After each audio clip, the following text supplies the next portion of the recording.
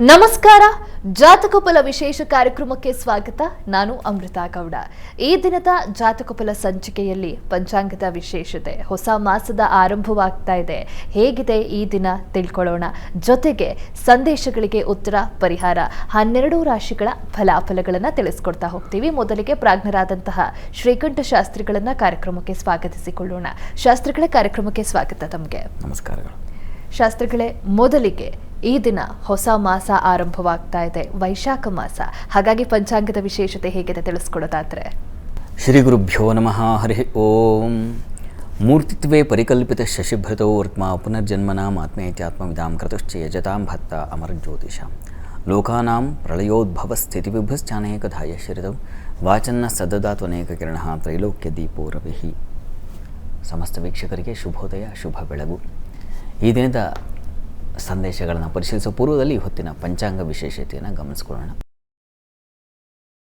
ಶ್ರೀ ಕ್ರೋಧಿನಾಮ ಸಂವತ್ಸರ, ಉತ್ತರಾಯಣ ವಸಂತ ಋತು, ವೈಶಾಖ ಮಾಸ, ಶುಕ್ಲ ಪಕ್ಷವಾಗಿದೆ. ಈ ದಿವಸ ಗುರುವಾರವಾಗಿರ್ತಕ್ಕಂಥದ್ದು. ಪ್ರತಿಪತ್ ತಿಥಿ ಉಪರಿ ದ್ವಿತೀಯ ತಿಥಿ ಕೂಡ ಇದೆ ಈ ದಿವಸ. ಕೃತ್ತಿಕಾ ನಕ್ಷತ್ರ ಈ ದಿವಸ.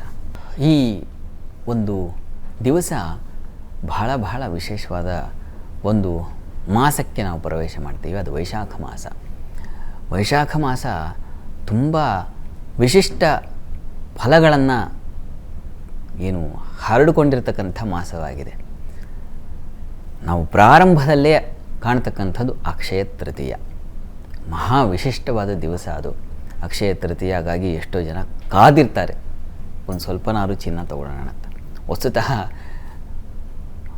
ಕೊಳ್ಳೋದ್ರಲ್ಲಿಲ್ಲ, ಕೊಡೋದ್ರಲ್ಲಿ ಇರ್ತಕ್ಕಂಥದ್ದು ಅಕ್ಷಯ ಫಲ ಅನ್ನೋದು. ಅದನ್ನು ಆ ದಿವಸ ಮಾತಾಡೋಣ, ನೋಡೋಣ. ಅವತ್ತೇ ಪರಶುರಾಮ ಜಯಂತಿಯೂ ಹೌದು. ಇದೇ ವೈಶಾಖ ಮಾಸದಲ್ಲಿ ನಾವು ಆದಿಗುರುಗಳಾಗಿರ್ತಕ್ಕಂತಹ ಶ್ರೀ ಭಗವತ್ಪಾದರು, ಶಂಕರ ಭಗವತ್ಪಾದರ ಜಯಂತಿಯನ್ನು ಕಾಣ್ತೀವಿ. ರಾಮಾನುಜಾಚಾರ್ಯರ ಜಯಂತಿಯನ್ನು ಕಾಣ್ತೀವಿ. ವೈಶಾಖ ಮಾಸದ ಬಹಳ ವಿಶೇಷವಾಗಿರ್ತಕ್ಕಂಥ ಮತ್ತೊಂದು ಅಂಶ ಅಂತಂದರೆ ವಾಸವಾಂಬ ಜಯಂತಿ, ಅದನ್ನು ನೋಡ್ತೀವಿ. ಜೊತೆಗೆ ಈ ಒಂದು ಮಾಸದಲ್ಲಿ, ಮಾಸದ ಶುಕ್ಲ ಪಕ್ಷದಲ್ಲಿ, ಅಂತ್ಯ ಶುಕ್ಲ ಪಕ್ಷದ ಕೊನೆಯಲ್ಲಿ ಆ ಚತುರ್ದಶಿಯಲ್ಲಿ ಕಾಣ್ತಕ್ಕಂಥದ್ದು ನರಸಿಂಹ ಜಯಂತಿ. ಬಹಳ ವಿಶಿಷ್ಟವಾದ ಸಂದೇಶ ಕೊಡ್ತಕ್ಕಂಥ ಒಂದು ವಿಶಿಷ್ಟ ಅವತಾರ ನರಸಿಂಹಸ್ವಾಮಿಯನ್ನು ಆರಾಧಿಸ್ತಕ್ಕಂಥದ್ದು. ಅಂಥ ಒಂದು ವಿಶೇಷ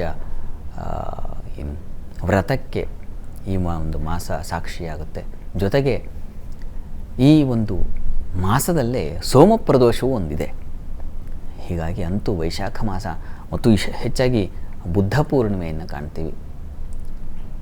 ಇಷ್ಟೆಲ್ಲ ವಿಶೇಷತೆಯನ್ನು ಹೊಂದಿರತಕ್ಕಂಥ ವೈಶಾಖ ಮಾಸಕ್ಕೆ ಈ ದಿವಸ ಚಾಲನೆ ಸಿಕ್ಕಿದೆ.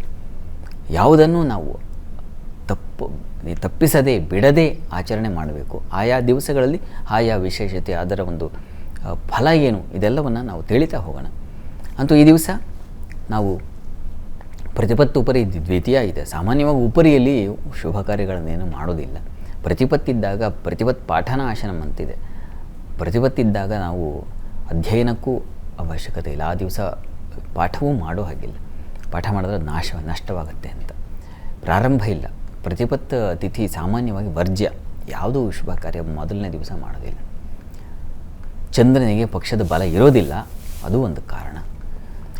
ಅಂತೂ ಈ ದಿವಸ ಗುರು ಪ್ರಾರ್ಥನೆ, ಗುರು ಸ್ಮರಣೆ ಮಾಡಿದ್ರೆ, ಗುರು ಅಸ್ತನಾಗಿದ್ದಾನೆ, ಮೌಢ್ಯನಾಗಿರೋ ಸಂದರ್ಭದಲ್ಲಿ ಗುರು ಸ್ಮರಣೆ, ಗುರು ಪ್ರಾರ್ಥನೆಗಳೇ ನಮಗೆ ಹೊಸ ಬೆಳಕನ್ನು ಸೂಚಿಸುತ್ತೆ. ದಾರಿಗೆ, ಹೊಸ ಮಾರ್ಗ ಕಾಣಲಿಕ್ಕೆ ಅವಕಾಶವಾಗುತ್ತೆ. ಹೀಗಾಗಿ ನಿಮ್ಮ ಇಷ್ಟ ಗುರುಗಳ ಪ್ರಾರ್ಥನೆಯನ್ನು ಮಾಡಿಕೊಳ್ಳಿ. ಶುಭವಾಗಲಿ.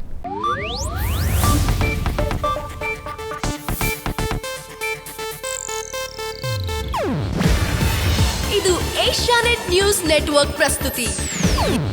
ನೀವು ನೋಡ್ತಿದ್ದೀರಾ ಏಷ್ಯಾನೆಟ್ ಸುವರ್ಣ ನ್ಯೂಸ್.